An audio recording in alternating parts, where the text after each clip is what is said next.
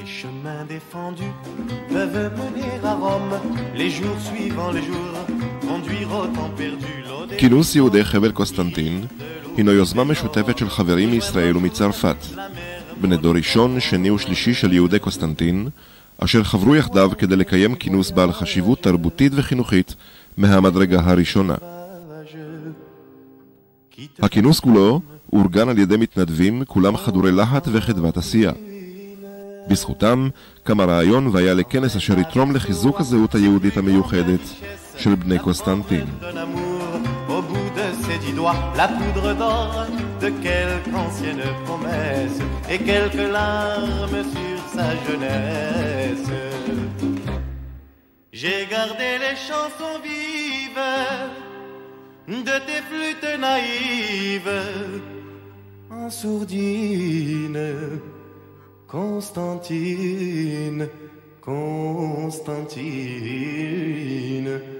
On part à cœur perdu, avec la faim dans l'âme, de matins lumineux, de villes inconnues. Au bout c'est le désert et ses matins calmes, le sable ou bien les bras d'une femme.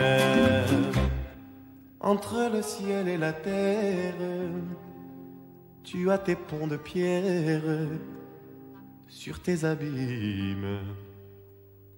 Constantine.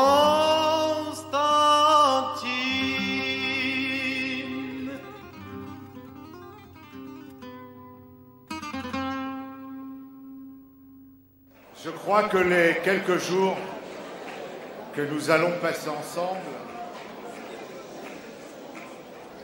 seront pleins d'émotions. Je crois que l'émotion est là, il n'y a qu'à vous entendre, il n'y a qu'à vous regarder. Et je ne voudrais pas ajouter à cette ambiance, sinon vous dire notre propre émotion, nous, peut-être la dernière génération qui a connu Constantine, et nous l'avons fait pour nos parents, pour nous-mêmes, pour nos enfants et les enfants de nos enfants. Et comme on dit chez nous, il n'y a pas, on me dit, pas de fête qui ne se termine pas par, plutôt qui ne commence pas par la Komot el Raïbe. Je ne voudrais pas commencer par des mots banals, de dire je suis très très content d'être le parrain du premier congrès des Constantinois. Mais je voudrais vous dire, pour commencer, c'est vrai, la Komot el Raïbe. C'est vrai. כבודכם 1,500 אנשים חמים שבחיים לא ראיתי כאלה. אנשים הגיעו לכאן מכל העולם. אני מביט בקהל העצום הזה ורואה חלום שהתגשם. הרעיון של הכנס היה בהתחלה משהו מקומי, לעשות איזשהו יום עיון במסגרת המשפחה המורחבת, ואז קרה משהו מאוד מעניין. תוך כדי פגישה וחקירה מי מקונסטנטין או מי לא, מי יכול לעזור לי, כי כפי שאתה שמת לב, אמרתי שמי ישראל זר אביב ולא זר ביב, שזה בעצם השם האמיתי. זר אביב משום שגדלתי באיזשהו תהליך של מה שקוראים כור היתוך, קרא לזה בן גוריון, תשכח את הזר ביב, קח לך שם ישראלי, משהו טוב מהמיליה, וככה תהיה ישראלי טוב. החלטתי לחפש את הזרביב שבי חזרה, וזהו. אז תוך כדי המפגש עם אנשי קונסטנטין, כל מקום ראיתי אנשים עם עיניים בוערות ועם התלהבות, ובוא נלך איתך ביחד, ובוא נעשה את זה עוד יותר טוב, ועוד יותר ועוד יותר. כשהוא יצא לדרך עם לארגן את הקונגרס הזה, הוא בא ושאל אותי, ואני אמרתי לו, מה לך וכל העסק הזה? מה אתה צריך את הכאב ראש הזה? מה זה חשוב? ואני שמחה, אני מודיעה כאן, שאחי הצעיר לא שמע בקולי, ואכן... ומה שתכנן להיות מפגש בין משהו, כמו אולי 100 איש, הפך להיות מפגש של משהו שמתקרב עכשיו לכ-2,000 איש לדעתי. Dès l'ouverture de ce congrès, il nous a été rappelé que le Constantinois était formé de belles villes et de belles cités qu'il ne fallait pas oublier. En juillet, en fait, on s'est retrouvés par hasard, 2 ou 3 personnes qui se connaissaient depuis une trentaine d'années. Et puis en blaguant, on s'est dit pourquoi ne pas organiser un congrès des originaires de la même ville, parce qu'on est tous originaires de cette ville. Et puis, d'une blague, j'en ai fait un porte-voix à la radio, parce que je suis animateur, un des responsables d'une des radios juives de Paris, RCJ. Et puis quand j'ai fait un petit test, j'ai lancé un petit test à la radio lors de mes émissions d'été, et je disais, tous d'accord les Constantinois pour aller faire un congrès ensemble. Et c'était une plaisanterie. Ça a été inondé d'appels. Alors je dis, tiens, il y a peut-être quelque chose à faire. Et de là est partie l'idée sérieuse. Je me suis rapproché du professeur Zerbib, Marc Zerbib des Tournelles. J'ai utilisé à fond ma radio RCJ pour la pub, la promo. J'ai averti le tout Paris. Je me suis dit, il nous faut des têtes d'affiche. Alors les têtes d'affiche, il y en avait 2 réelles qui étaient importantes. Une sérieuse, c'était le professeur Claude Cohen-Tanouji, le prix Nobel constantinois. Il n'était pas disponible, après il s'est avéré qu'il était souffrant. La deuxième, c'était Enrico Macias. On aurait dû le faire depuis déjà très très longtemps, quoi. Depuis très longtemps. Parce qu'il faut voir l'amour qui est resté entre nous, malgré le temps qui a passé, malgré aussi les visages qui ont changé.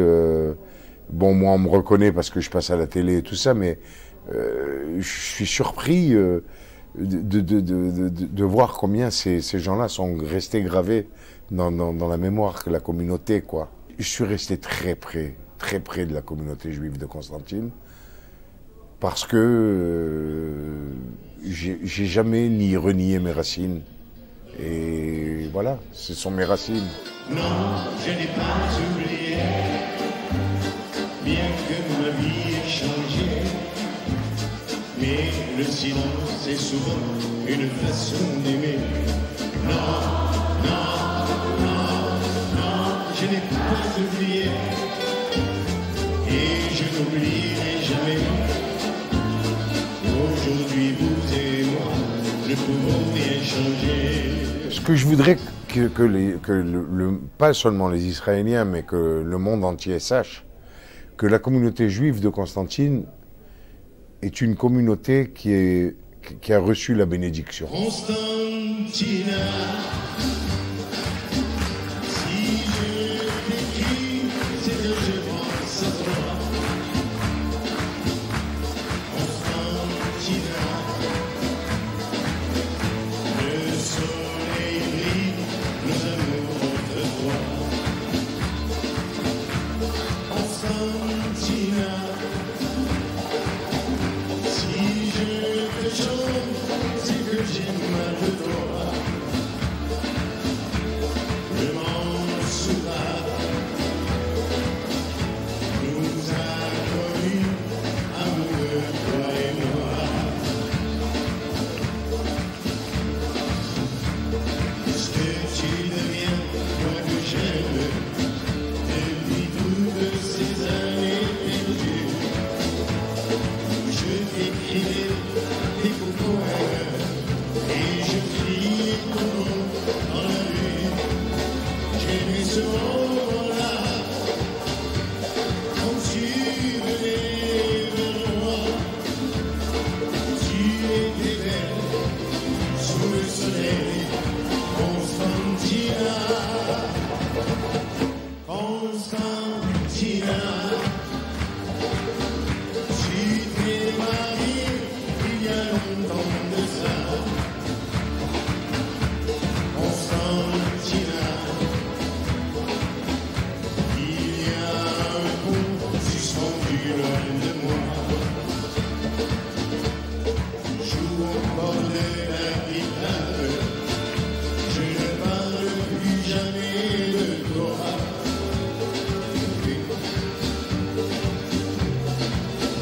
Et j'en ne comprendrai pas combien on s'est aimé, surtout une nuit d'été. Tu m'as manqué, je t'ai pleuré, Constantina. Je pense à toi, dans cette ville où il fait toujours froid. Constantina, où sont les fruits des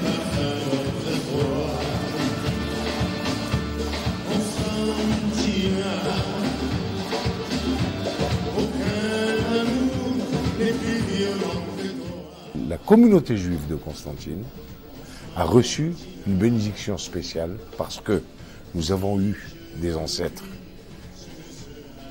exceptionnels, des grands médecins, des grands savants, des grands rabbins qui ont laissé des écrits. Ne serait-ce que tonton Raymond, mon père, c'est pas parce que c'est mon père, mais c'est vrai, mais Rabbi Yosef Renassia, c'est des Fraj, Rabbi Shimon Renassia, Rabbi Yitzhak Zerbib, tous ces grands noms se sont sacrifiés, ont sacrifié leur vie au service de la connaissance pour que nous, on reçoive la bénédiction. Je t'oublie, ce ne sera plus moi.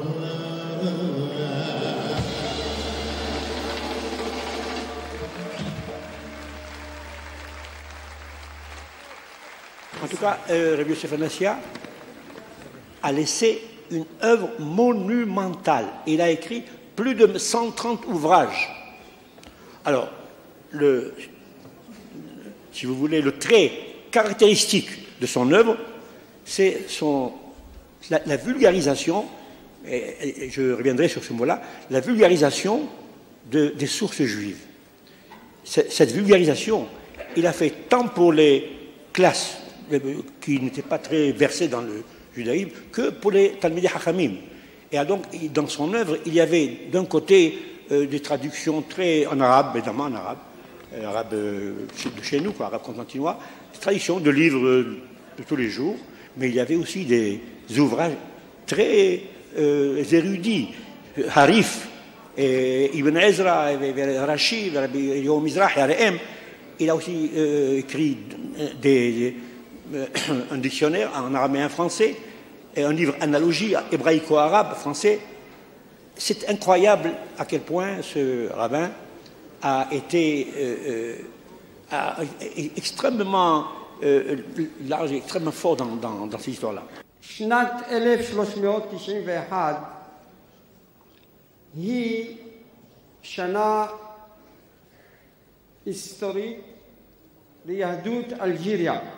יהודים רבים נספו במאורעות הקשים שהתחוללו בספרד. המקורות אומרים מאות רבים של יהודים, אולי אלפים, קמו ועזבו את ספרד והגיעו לאלג'יר. Excusez-moi, je suis trop petit.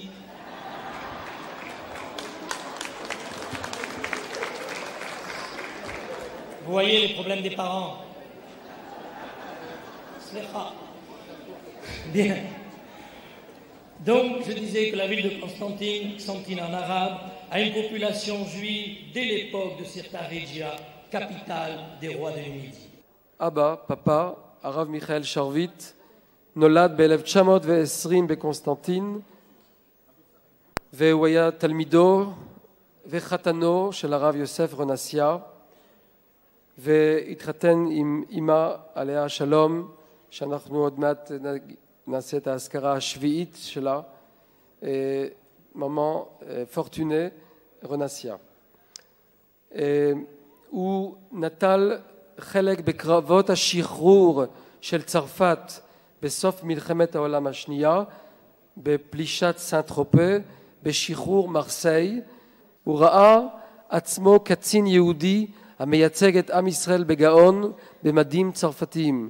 לעומת זאת, כשקצינים אנטישמים אמרו לו, כשהוא נפרד מן הפיקוד הצרפתי, שהוא עולה ארצה, אמר לו אחד הקצינים, אתה עולה לארצך, אתה עולה לארצך. אז הוא אומר, נכון, אני הולך אל ארצי, אבל מה שנתתי לארצכם, אולי עולה על מה שאתם נתתם לארצכם שלכם. Là, je voudrais, chers amis que je ne vois pas, mais vous, vous me voyez, je voulais une strophe du Bakasha. Je vais vous le lire et le traduire en français. Sha'ar harahamim, לעם בך בוטח, ביום ראש החודש הזה ייפתח. Et ça, c'est une bénédiction pour vous tous et vous toutes, que les portes de la miséricorde, que ton peuple, qui confirme que ton peuple a confiance en toi, ô Éternel, voilà que Rosh Chodesh arrive et elles seront ouvertes. Je souhaite qu'elles soient ouvertes toute la vie et toute l'année. Amen.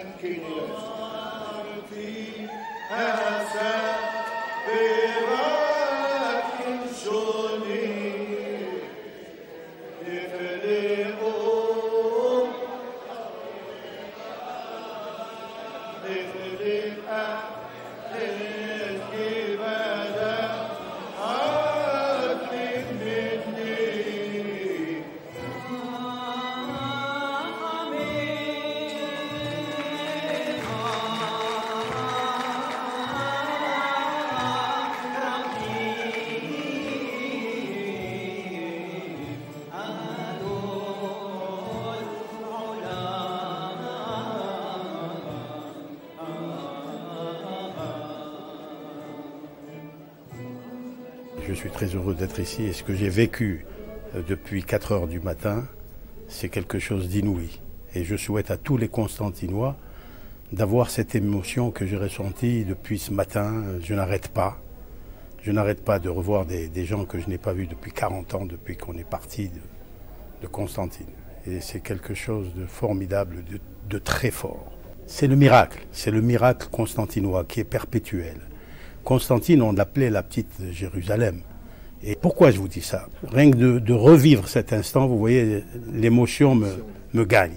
Bon, le miracle de Constantine, il y avait une dame âgée qui s'appelait Nakash, comme moi, et qui cherchait la tombe de sa mère, et on n'a pas réussi à la trouver. On est monté une dizaine de fois depuis le bas du cimetière jusqu'en haut. Elle nous dit « Je crois que je vais me rappeler, je crois que je vais me rappeler ». Et on n'arrivait pas à la trouver parce qu'il y avait des ronces, les tombes n'étaient plus, il n'y avait plus aucune écriture qui apparaissait sur la tombe et elle n'arrivait pas à trouver l'endroit exactement. Nous sommes descendus, nous avons fait Minha et ensuite nous allions reprendre la route pour aller à l'hôtel Sirta. Elle nous a supplié de remonter encore une fois. Elle pleurait, elle nous disait « Je n'ai plus d'argent pour revenir, je n'ai pas d'argent, je suis une indigente. Et je suis venu ici avec toutes mes économies, je vais manger du pain et je vais boire de l'eau rien que parce que je me suis payé ce voyage. Remontez avec moi une dernière fois. » On est remonté avec Serge. Et puis plusieurs pour pouvoir faire un Kaddish. On était plus de 10 de manière à avoir le minyan pour faire le Kaddish, si toutefois on allait la retrouver. Et on n'a pas retrouvé. On ne l'a pas retrouvée. Et elle s'éloignait toujours en cherchant quelque chose, d'essayer de lire où l'endroit où se trouvait sa mère.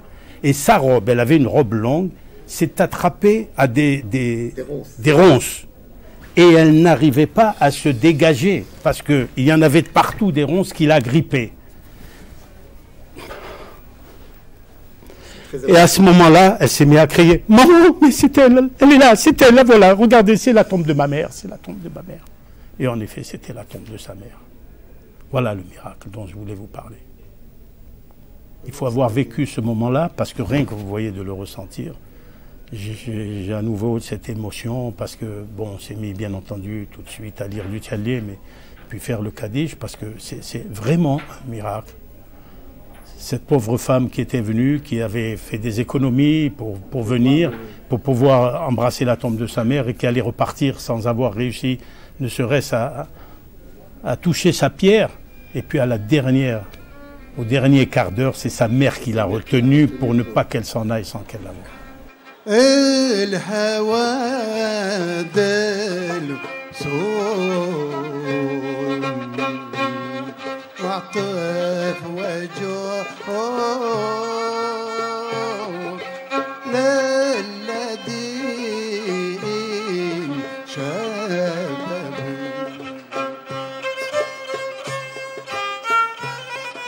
Vous savez, on peut sortir un homme de son pays, mais on ne peut pas sortir son pays de son cœur.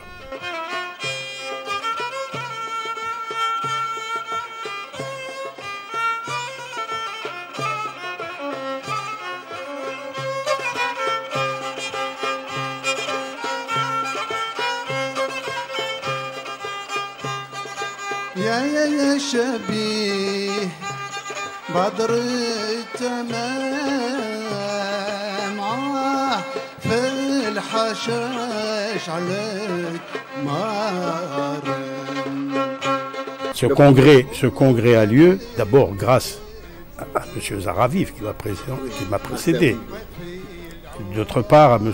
Dagan, et surtout à Marc Zerbib qui a dit « Et pourquoi, plutôt qu'il y ait que les Israéliens constantinois qui se réunissent, et pourquoi on n'irait pas nous en masse ?» Le congrès a pour but essentiel de mieux connaître et de mieux faire connaître nos racines, les racines du judaïsme constantinois, des juifs originaires du Constantinois, savoir qui nous sommes historiquement, comment a évolué cette communauté qui a été ancrée pendant des siècles à Constantine et qui a quitté, après presque 2 millénaires de présence, qui a quitté sa terre natale, soit pour venir en Eretz Israël, soit pour venir en France, puisqu'on a eu la citoyenneté française en 1876.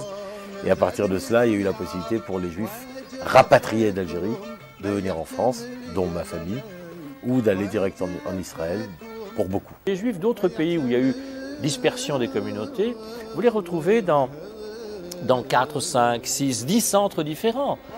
Encore une fois, prenons d'autres communautés maghrébines, les Juifs marocains. Il y en a en Israël, il y en a au Maroc, il y en a en France, il y en a au Canada, il y en a aux États-Unis, il y en a en Belgique, il y en a un peu partout. Le Juif d'Algérien, c'est très intéressant, pour des raisons historiques que nous connaissons tous, sont soit en France, soit en Israël. Ils ont choisi soit la République, soit finalement l'appartenance à la nation juive, l'un ou l'autre. Faire une sorte de quelque chose un petit peu comme une conversion. Vous allez ailleurs, vous êtes devenue israélienne et vous ne voulez pas être autre chose. ואני רוצה להציג את עצמי בין שני תאריכים ולהסביר בעצם מדוע אם שואלים אותי מאיפה אני או מה אני לעולם לא אומר שאני אלג'ירית, לעולם לא אומר שאני מקונסטנטין, זה קרוב מדי. אני תמיד אומר, נולדתי באלג'יריה. Je suis une Constantinoise, je suis née à Constantine. Ma famille est émigrée en Israël quand j'avais l'âge de 4 ans. Ils faisaient part d'un groupe de Bnei Akiva, donc sionistes, qui sont venus en Israël en 61. Donc mon rapport avec Constantine est tout à fait évident, quoi. J'ai grandi à Be'er-Sheva, donc tout le groupe de mes parents est arrivé en tant qu'Olim Hadashim, se sont mis à Be'er-Sheva et on a grandi avec la synagogue constantinoise, avec les fêtes qu'on a toujours gardées, des traditions constantinoises. Donc pour nous, on a gardé, si vous voulez, une petite Constantine à Be'er-Sheva. Un souvenir d'une toute petite fille que son grand-père a pris sur ses bras et il m'a emmenée à l'école, au jardin d'enfants. Et arrivant devant l'école, il y avait énormément de musulmans avec les tarbouches sur la tête et qui criaient. Et c'était une très grande manifestation. Aujourd'hui, ou plus tard, quand j'ai demandé à mes parents, il s'est avéré que ce jour-là, on donnait des vaccins aux enfants à l'école. Et la plupart des musulmans étaient contre parce qu'ils craignaient que c'était une conspiration d'empoisonnement des enfants. Ils n'en étaient pas sûrs. En tant que petite fille, ce que je me rappelle, c'est mon grand-père qui m'a pris sur les bras, qui me protégeait et qui avançait parmi la foule pour m'emmener à l'école.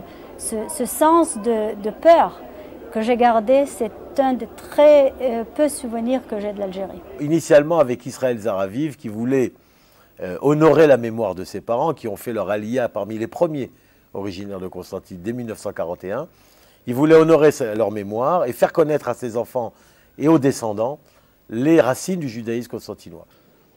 משה וורדה זרביב, אבא ואמא זיכרונם לברכה, נולדו בקונסטנטין לפני 100 שנה. אבא, בנם של רבי מכלוף ומסעודה זרביב, אמא, ביתם של אליהו וססיה גדג'. עמנואל ז"ל, אחי הבכור, היה נער בן 12 כשהעמיס על כתפיו הצעירות אחריות לגורלה של המשפחה כולה. אחריות זו ליוותה אותו עד יומו האחרון. Mais je voulais aussi vous dire et dire à mon cousin Israël Zerabiv, l'organisateur, l'initiateur de ce congrès, combien je suis ému d'être là. Combien je suis ému qu'il ait eu l'immense et la merveilleuse idée de mettre ce congrès à la mémoire, sous le signe, sous la présidence d'honneur de son père, Rabbi Moshe Sidéchoïen, et de sa mère, Varda. Et je me rappelle, nous étions enfants, j'étais en France, je devais avoir 15 ans. On était né chez vous à Nitzane Oz. On a passé quelques jours. Et puis, Rabbi Moshe Sidéchoïen, cet homme qui vivait au sein d'un moshav non religieux. Et puis moi, j'étais un jeune Bachour Yeshiva, j'étudiais à la Yeshiva, et j'avais peut-être une tentation de regarder un peu de haut ces juifs, ces tzionim non religieux. Il a décelé ça chez moi. Il m'a dit, sache mon fils, ce qu'ils font est aussi important et peut-être plus important que l'étude de la Torah. Tu dois les respecter.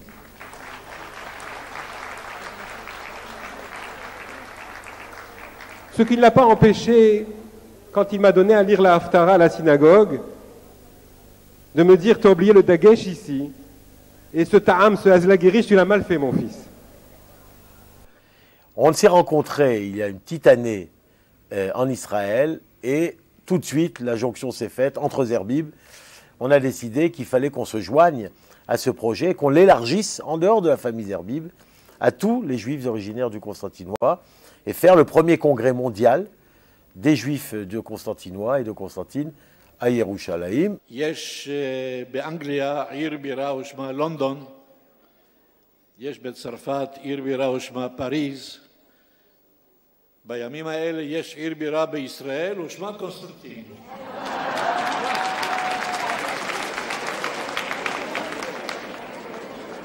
רבותיי, מה אומר לכם? הייתי שמח אם כל יהודי אלג'יר היו באים לארץ. זה יהיה פעם, אני מקווה, אבל עד שזה לא נהיה, לפחות תעשו כאן בר מצווה. כל איש בר מצווה לעשות פה בירושלים. חתונות, אומרים שזוהי ארץ זבת חלב ודבש. אז כשאתם מתחתנים ועושים ירח דבש, תבואו הנה, תאכלו דבש עם קצת חלב. Je m'appelle Serge Alvouche, je suis né il y a 57 ans à Constantine et je suis un fervent défenseur de la mémoire de Constantine, et ça depuis 40 ans. Je peux dire, toute modestie mise à part, je peux détenir toute cette mémoire, une grande partie de cette mémoire au travers de photographies, de films, de la voix de nos rabbins disparus, et je cultive cette mémoire parce que Elie Wiesel a dit un jour, si on meurt une fois de sa vie, une fois d'avoir perdu cette mémoire. Alors je tiens absolument jusqu'à la fin de ma vie à garder cette mémoire de Constantine.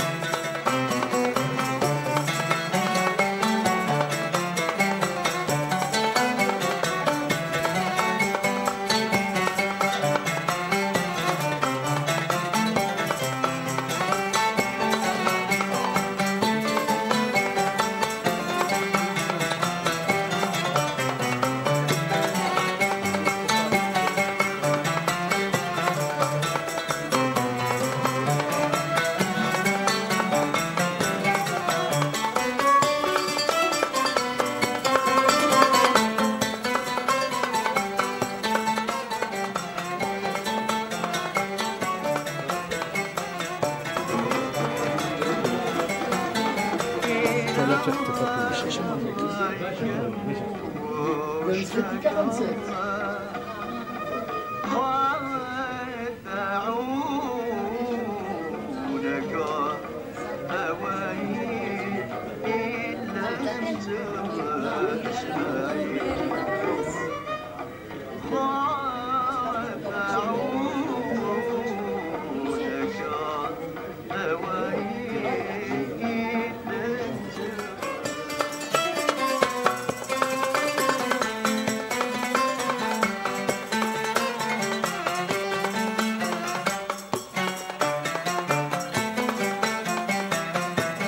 Un souvenir de Constantine. Constantine est ancré en nous, dans mon âme et dans mon cœur, depuis ma naissance. Nous sommes toujours reliés comme un cordon ombilical avec le rocher. Et je dirais un souvenir de Constantine, c'est ce 7 mai 1987, quand après 30 ans, les portes du cimetière se sont à nouveau ouvertes sur le son du chauffard. Et c'est un moment, c'est une vision que je n'oublierai jamais jusqu'à la fin de mes jours.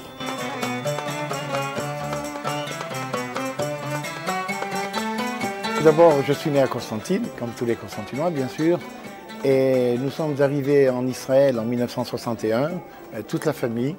Je suis le fils du célèbre Rabbi Yeshua Laloum, qui a exercé ses fonctions de rabbin et de grand rabbin à Constantine, à Batna, à Guelma et à Kerata. Alors pour moi aujourd'hui, je ressens une double émotion. Est-ce une coïncidence? Il n'y a pas de coïncidence dans le judaïsme.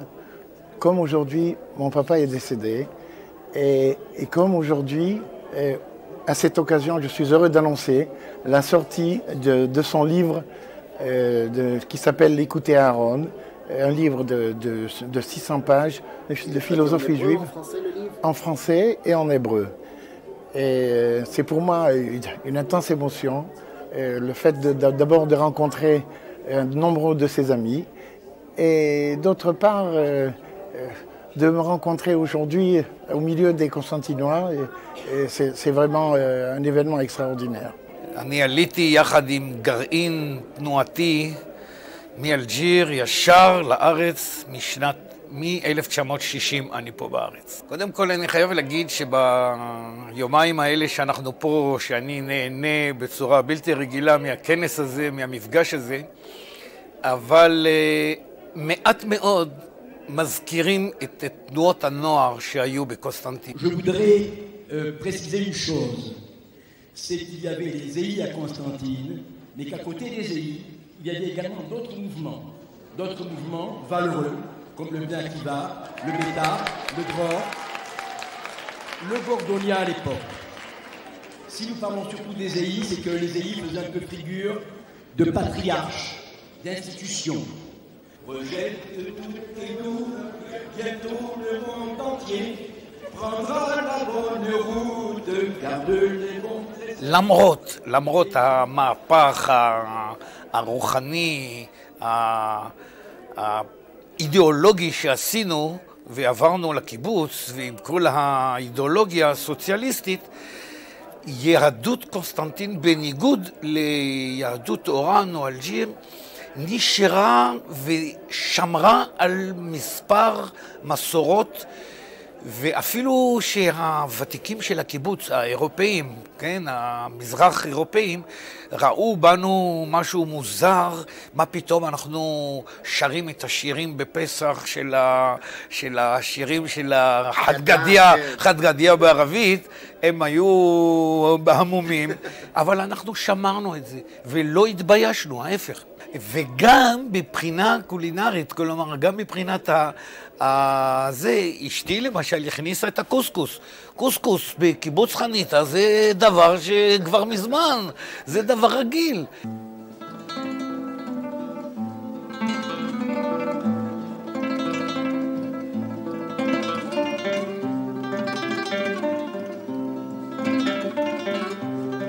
Bonsoir, nous sommes en présence des deux grands chefs du fameux apéritif constantinois. Je présente, s'il te plaît. Claudine Kandinov Zaradez, du restaurant Claudine Ayaoud. Moshe Ben Chamon, chef Ramada Renaissance. Est-ce que vous voulez nous expliquer plus ou moins plat très appétissant que nous voyons? Ça, c'est un plat à ma mère qu'on appelait le kambochandal. C'est des lefettes avec du chou blanc et de la viande. Poulet aux oignons qu'on mangeait pour Kippour. C'était obligatoire d'avoir ce plat le soir de Kippour. Poulet aux olives et champignons, les Shabbats à midi. Je ne sais pas si tu t'en souviens, c'est ce qu'on mangeait. Oui. Des boulettes aux petits pois.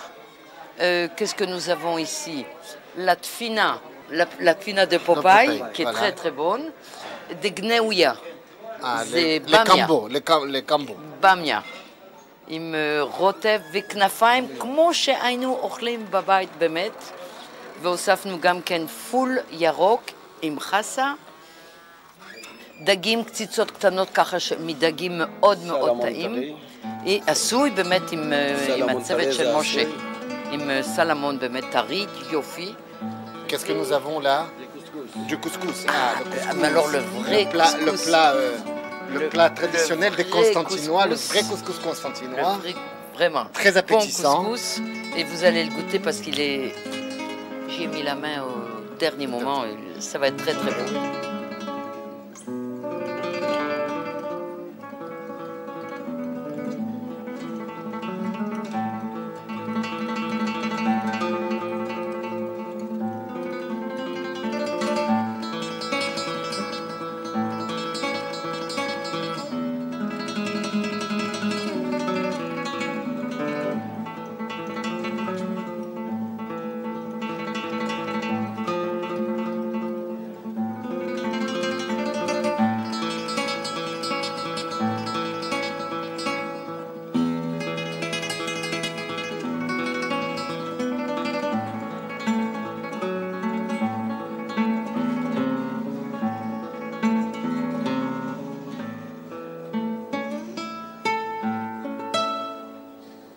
L'idée du congrès est partie d'une simple envie de se souvenir, de ne pas laisser perdre cette mémoire dont on voit bien en regardant les participants à ce congrès qu'elle est en danger, pour une raison très simple, biologique, c'est que nos anciens ou sont déjà partis, ou malheureusement vont rejoindre, comme on dit chez nous, la demeure de leur père.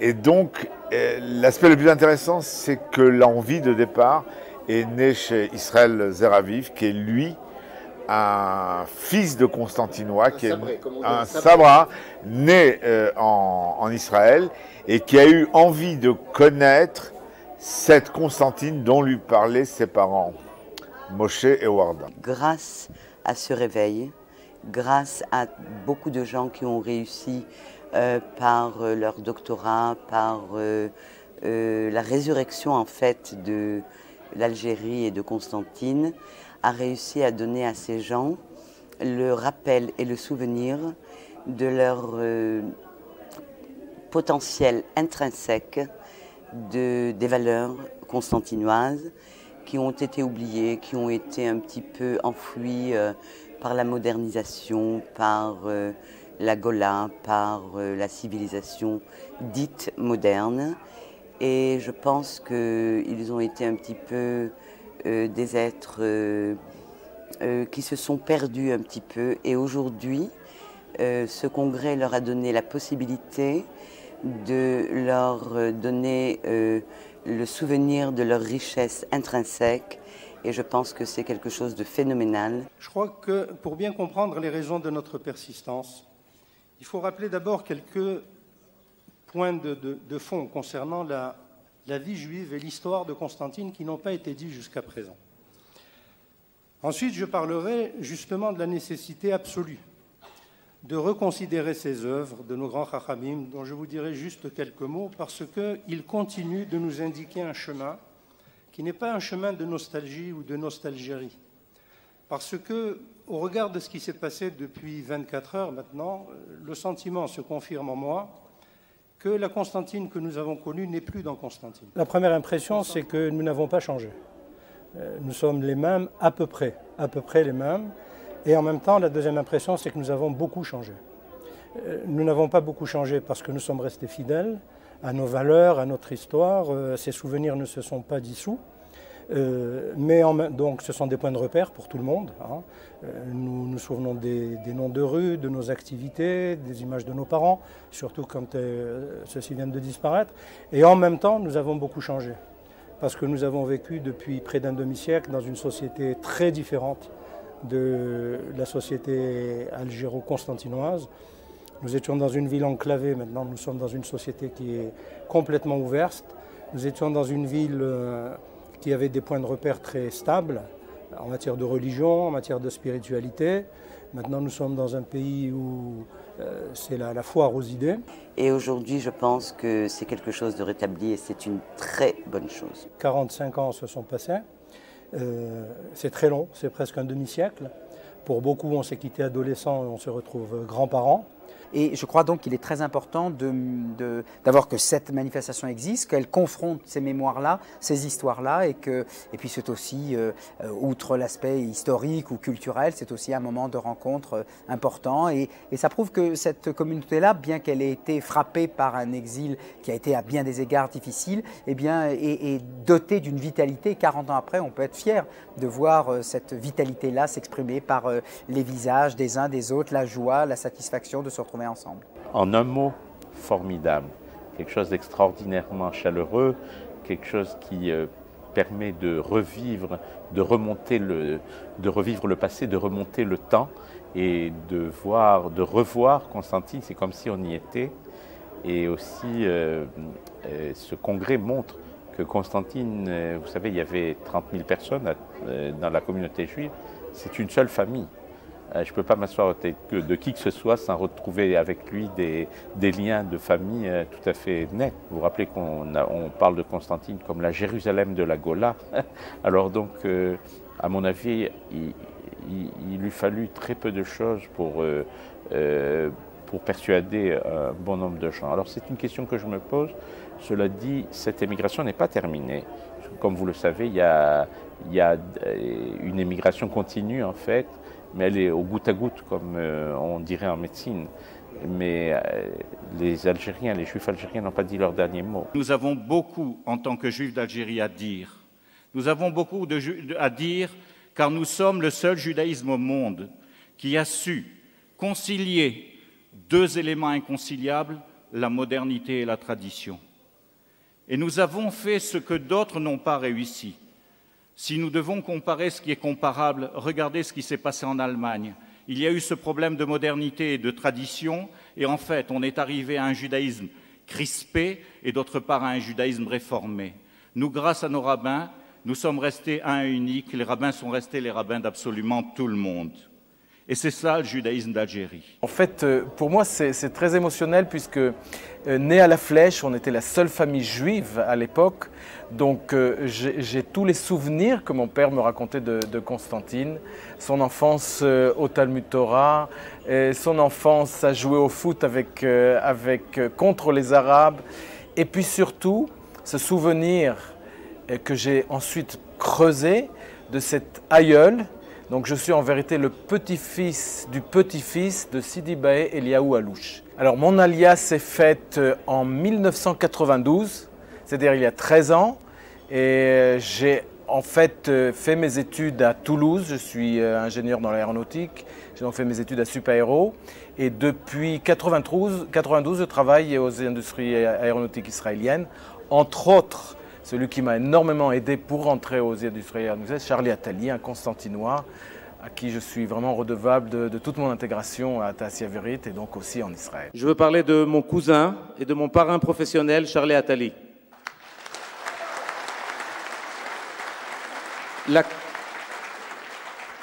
La carrière de Charlie a percé radicalement au milieu des années 60, puisqu'à cette époque, il était le chef de projet de la première fusée française qui a été lancée dans l'espace, la fusée Diamant, que vous pouvez voir derrière moi. Une parenthèse personnelle, si vous me le permettez. À l'occasion du lancement de la fusée, Charlie a été interviewé à la télévision française. Inutile de vous dire la signification d'un tel événement à cette époque, et qu'est-ce qu'il y avait de plus virtuel que la télé dans ces années-là. Et donc, quand Charlie est apparu sur le petit écran, il y a eu, dans la pièce où j'étais avec mes parents, une telle émotion. Mes parents débordaient de larmes et de fierté, qu'à cet instant même, j'avais 11 ou 12 ans, j'ai pris la décision que moi aussi je voulais devenir ingénieur aéronautique et c'est un rêve qui s'est réalisé.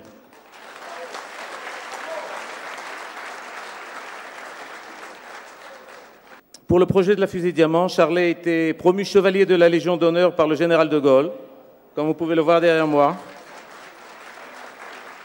et est devenu une personnalité mondialement reconnue dans l'aéronautique. Ce succès n'a évidemment pas laissé indifférents les autorités israéliennes, qui l'ont contacté par l'intermédiaire du professeur Moshe Arens, qui à cette époque était le chef de l'ingénierat aux industries aéronautiques israéliennes et qui est devenu par la suite, comme vous le savez, ministre de la Défense israélienne. Inutile de vous dire que le départ de Charlet était quelque chose de difficile à avaler pour la France, mais Charlet était décidé en 1970, il monte en Israël et rejoint les rangs de l'industrie aéronautique israélienne. Vous devez savoir qu'en fait, c'est Charlet qui a créé et établi l'infrastructure aéronautique d'IAI qui a permis le développement d'avions civils et militaires qui ont servi l'armée et l'État d'Israël et qui ont fait qu'Israël est une puissance reconnue mondialement dans cette branche. Pendant toute ma carrière, j'ai cherché à aller sur les pas de Charlet et ma réussite lui est due aussi. Je suis fier de continuer le chemin qu'il m'a montré. Je suis heureux d'avoir pu utiliser la scène qui m'a été donnée ce soir pour le remercier de tout cœur. Comme je vous l'ai dit, la maladie l'empêche d'être avec nous ce soir, mais sa femme Violette, sa fille Tali, qui elle aussi est ingénieure à IAI, et d'autres membres de sa famille sont avec nous ce soir. Et je voudrais que nous tous ce soir, par leur intermédiaire, nous remercions Charlet pour son œuvre, sa carrière, son bienfait à l'État d'Israël, un grand ingénieur, un grand sioniste, un grand homme.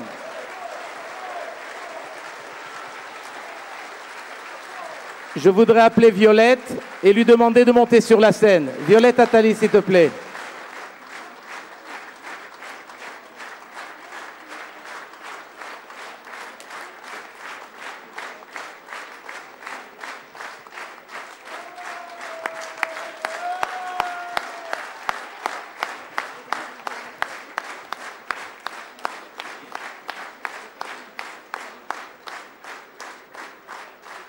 Merci pour tout. Chers amis constantinois, c'est effectivement, à vous regarder d'ici, une grande famille qui se réunit ce soir. Effectivement, j'en reconnais beaucoup de membres. Notre famille est grande, elle est chaleureuse, elle est unie, et c'est bien de temps à autre de la retrouver ainsi. Juif originaire du Constantinois, aujourd'hui juif vivant en France, en Israël ou ailleurs, vous tous, vous êtes unis par la même culture, par les mêmes valeurs, par les mêmes souvenirs aussi. Moi-même, née à Constantine, je sais ce que ça représente pour vous d'être ensemble, qui plus est au cœur de la ville même que nous aimons, cette ville 3 fois sainte. Ministre de la République, que je suis aujourd'hui, je suis également là pour vous rappeler l'attachement de la France à votre égard. Je veux vous dire l'importance, aux yeux de la République, de maintenir le contact avec celles et avec ceux qui, juifs nés en Algérie, se sont vus proposer la nationalité française par le décret Crémieux de 1870. Je sais que notre ambassadeur en Israël, M. Haro, tenait à vous saluer, mais il a été retenu par ses obligations et il est représenté ici ce soir, et je l'en remercie, par son excellent conseiller de coopération et d'action culturelle, M. Toby Nathan. Comme toutes les grandes villes, Constantine a vu dépasser des personnages qui ont laissé une trace dans l'histoire. Et mon exposé court va essayer de se baser sur 3 champions du monde, Alphonse Halimi, Robert Cohen et Alfred Nakache. Alphonse Halimi, né à Constantine le 18 février 1932, champion du monde de boxe. Halimi a été champion du monde poids coq de 1957 à 1959. Robert Cohen, champion du monde de titre en 1954 et 1956, 7 mois après avoir reçu le titre de champion d'Europe.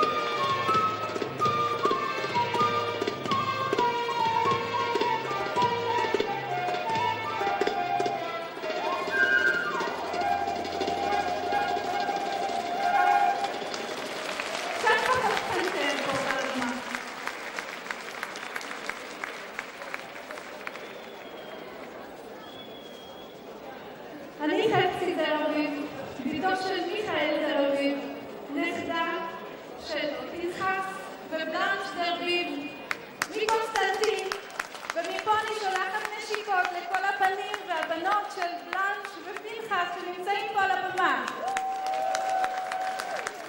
מתוך 7 ברכות, אשמח לתלמיד ניגון מקונסטנטין, שירו איתנו אם אתם מזהים.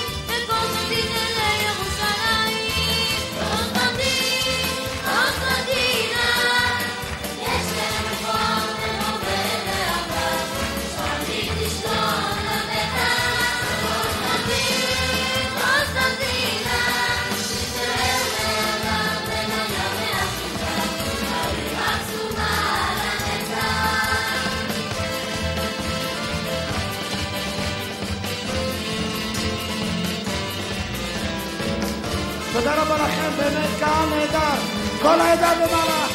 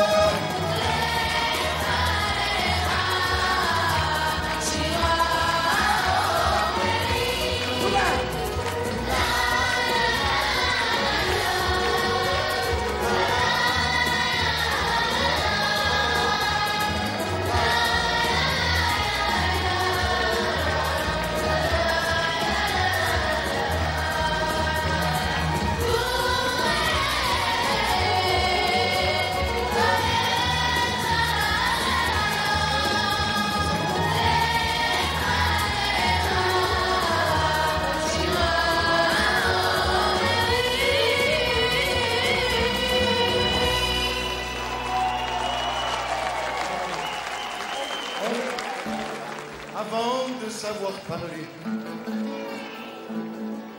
on s'est déjà fredonné. En arrivant sur la terre, on s'est chanté. Au fil des jours, on apprend que pour vivre plus longtemps, un sourire, ça vaut bien mieux que de l'argent. Une chanson, ça tient un peu de la magie quand elle arrive.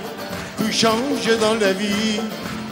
C'est pour ça que je vais où me guide mes pas, une guitare au bout des doigts. Chanter quand je suis bien, chanter quand je n'ai rien, chanter sur tous les toits, chanter à pleine voix, et chanter sous la pluie, chanter quand je m'ennuie, chanter tout au long de ma vie. Tout le monde a des soucis, c'est normal et c'est la vie.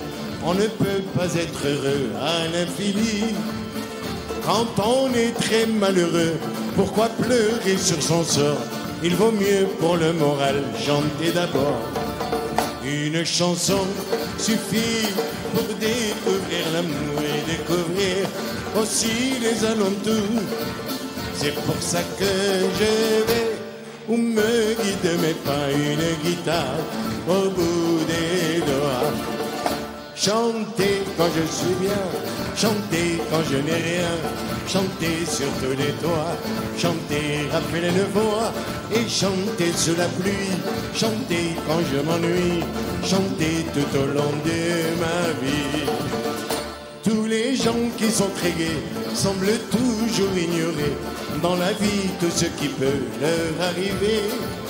Et d'avoir le cœur joyeux, c'est ce qu'il y a de mieux, car la chance aime sourire aux gens heureux.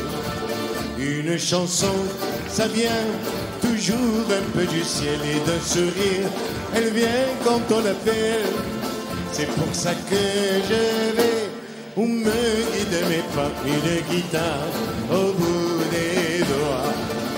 La la la la la la, la la la la la la. Bravo Constantinois, bravo tous les Beaunois, bravo les Batnéens, bravo les Étifiens. Excusez-moi si j'oublie encore. La la la la la la, la la la la la, la la la la. Et chanter sous la pluie, chanter quand je m'ennuie, chanter tout au long de ma vie.